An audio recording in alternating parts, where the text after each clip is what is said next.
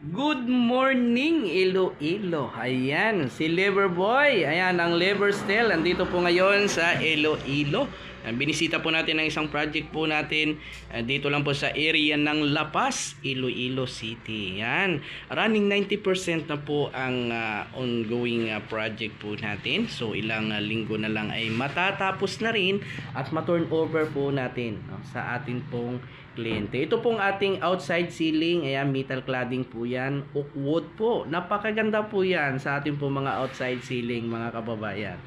Ayan, dito po kami ngayon at sinilip po natin yung trabaho po ng ating po mga partner. At syempre, ongoing po yung kanilang pagpipintura. Ayan, ayan, dito po si pintor, napakagwapong pintor, iyan. Shout out kay Kevin Dorias. Napakalupit na pintor po natin. Ayan, medyo makalat pa po ang area po na ito dahil lang mga gamit po ng ating pong mga tao ay nagkakalat pa po. So, yung pagpipintura po nila ay malapit na lang din pong matapos. Ayan, pagkatapos po ng pagpipintura, ayan mga kababayan, ay malinisan na po natin itong mga outside ceiling po natin. Ayan, mapunasan po natin yan para maging maganda lalo, no, mga kababayan. Ayan, napakaganda po ang area na ito kahit maliit lang. So maipapakita naman po natin yung pagpipintura ay magaganda rin, yung mga kababayan. Naka-glass na rin po yan. At ito po yung kanyang screen door. Nilagyan po natin ng screen door yung kanyang solid wood. Ayan, safety po talaga yan. Napakaganda po ng mga lock po ng ating pong kliyente. Solid wood po yan. Yan, galing pa po yan sa area ng Balit, Mambusaw, Capiz. Shout out po sa mga gumagawa ng mga lulupit na mga solid wood yan. Ito naman po yung isang kwarto, no? Ongoing po yung pagpipintura ng mga cabinet. Napakaganda po ng ilaw ni ma'am, no? Ayan, ongoing po yan, mga kababayan. So, tinanggal po yung mga takip po ng cabinet para mapinturahan, masilya, no, at mapinturahan. Ayan. Ang inside ceiling naman po ni ma'am, nilagay po namin dyan ay PVC ceiling, no, mga kababayan. Ayan, nilagyan na rin po ng harang, no, yung mga glass window po ni ma'am para hindi po mapasok ng mga magnanakaw, no, mga kababayan. Ito naman po yung sasala, mga kababayan. Ayan, hindi naman gano'ng kalakihan pero napakaganda po ng area po na ito.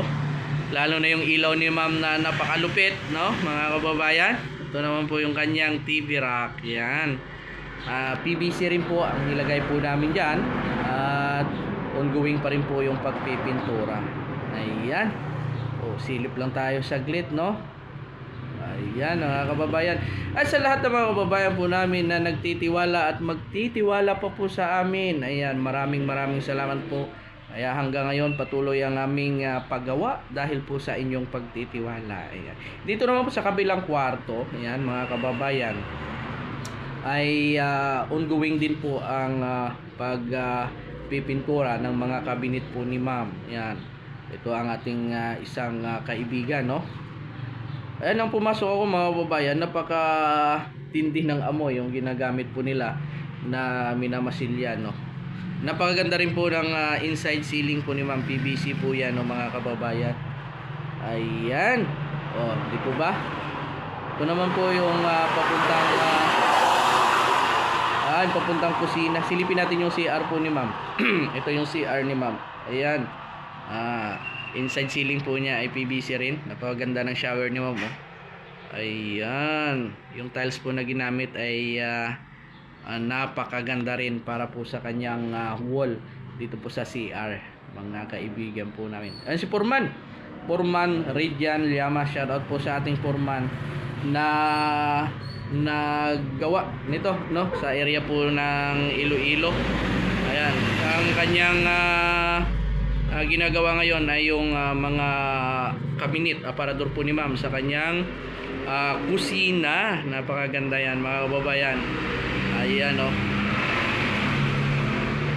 At yung aparador na ito, ayan, nandito rin kasi yung pinaka aircon ni ma'am. Nilagyan na lang din ni Foreman ng air vent, no, para maging maganda at may singawan ng init, no, mga kababayan. Ayan, napakaganda. So pag napinturahan na po yan, ay lilitaw yung ganda ng mga kababayan. Dito naman sa parador ni ma'am, nilagyan po namin yan ng stainless na lagayan ng plato, baso, para maganda yung pagka assign ng mga gamit po ni ma'am dito po sa area po niya sa kusina. Ayan.